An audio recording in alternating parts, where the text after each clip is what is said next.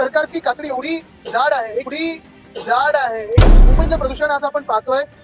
Thermal power plant असेल, इतर खूप गोष्टींमधून होते. हे आरेती जंगल जे कापतायत, झाडं कापतायत, त्यांचे जे बिल्डर आणि कॉन्ट्रॅक्टर सगळे आवडते लाडके कॉन्ट्रॅक्टर जे प्रदूषण करतात त्याच्यामुळे होतं. साईबाबा बोलायचे सबका मालिक एक आहे, भाजप बोलतो सबका मालिक अदानी. सरकारची कातडी एवढी जाड आहे, एक वेगळा निर्लज्जपणा लागतो सरकारमध्ये की जे दोन प्रमुख वचन आहेत तुम्ही दिलेली, लाडकी बहीण आणि कर्जमुक्ती.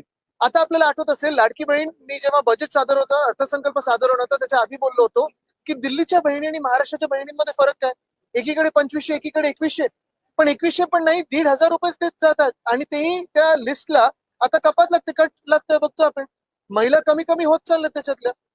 मुख्य गोष्ट हीच आहे, आपण भाजप असेल, राष्ट्रवादी काँग्रेस फुटलेला गट असेल किंवा गद्दार गट असेल, त्या तिघांचा जो वचननामा होता, जो जाहीरनामा होता, आता देखील आमदार वरुण सरदेसाई यांनी त्यांच्या बजेट मधल्या भाषणात सांगितलं 10 प्रमुख वचनं घ्या, एक सुद्धा त्या 10 मधून प्रमुख वचन पाळलं गेलं नाही.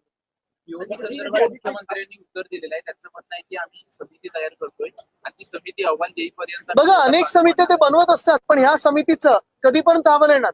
कारण प्रमुख गोष्ट हीच आहे, कांदिवलीला जी घटना घडली तेव्हा पण मी विचारलेलं होतं की जर तुम्ही कायदे वेगळे वेगळे कोर्टाचे निकाल आल्यानंतर देखील बदलू शकता. दिल्लीमधलं चीफ सेक्रेटरी अपॉइंट करायला तुम्ही कायदा बदलता.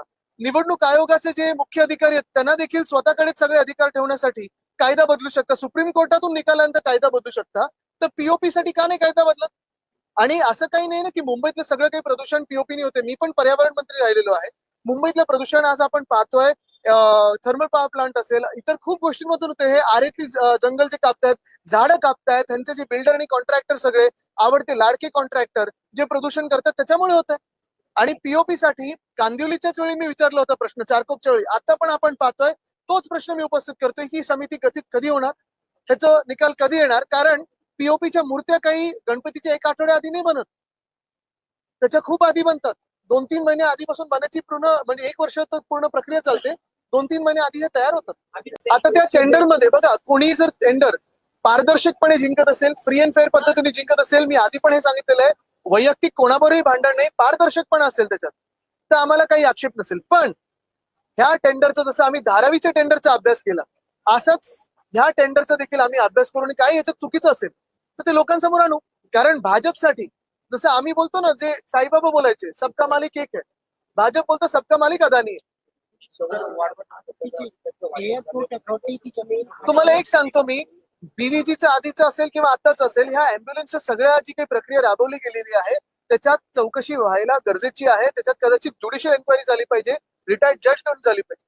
कारण एक महत्वाचं ह्याच्यात आपण पहा, अँब्युलन्सेस आज तुम्ही 108 आता डायल करून बघा, अँब्युलन्स येणार आहे का इथे 10 मिनिटात? आणि ह्या सगळ्या अँब्युलन्सेस ज्या तत्कालीन मंत्रीनी घेतलेल्या आहेत, त्याच्यात 10,000 कोटीचा जो घोटाळा झाला होता, हे आम्ही सगळे लोकांसमोर आणल्यानंतर त्याला स्थगिती लागली. पण पुढे काय, लोकांची सेवा तर झाली पाहिजे ना, म्हणून पुढचं काय पाऊल असेल हे सरकारने देखील सांगितलं पाहिजे. नक्कीच आहे, ही लोकशाही आहे आणि विरोधी पक्ष नेतापद हे या लोकशाहीमध्ये एक महत्वाचं पद आहे. दर्जा कॅबिनेटचा असतो वगैरे वेगळा, पण तुम्हाला जे अधिकार मिळतात हाऊसमध्ये प्रश्न विचारायचे किंवा अधिकाऱ्यांना बोलून प्रश्न विचारायचे, पारदर्शकता एक मेंटेन करायचे, हे गरजेचं आहे. आणि आता भीती काय यांच्या मनात? एवढं सगळं बहुमत निवडणूक आयोगाने दिल्यानंतर भीती कसली?